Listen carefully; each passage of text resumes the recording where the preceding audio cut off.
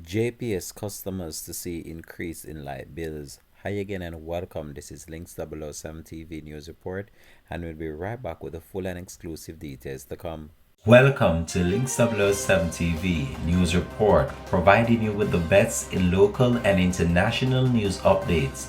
This is a place where you can get the most reliable and informative news information. Links 007 TV News Report. Welcome back and thanks for joining us. This is Links 007 TV News Report. Jamaica Public Service Company JPS customers will see an average increase of approximately 0.7% on their bills next month.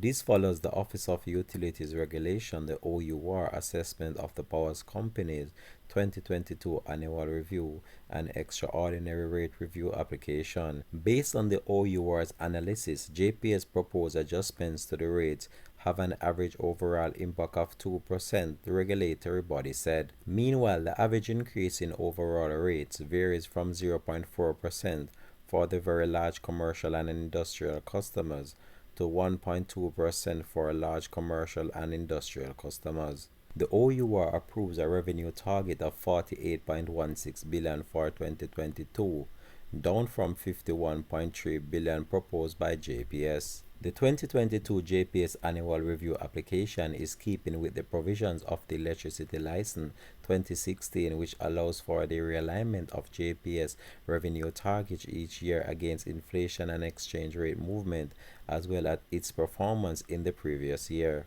In its extraordinary rate review submission, JPS requested approval for an additional US 22.5 million capital expenditure for 4 projects. One of the projects involved the life expansion of 171.5 megawatt of capacity of existing generating plant until 2026 to avoid widespread outages.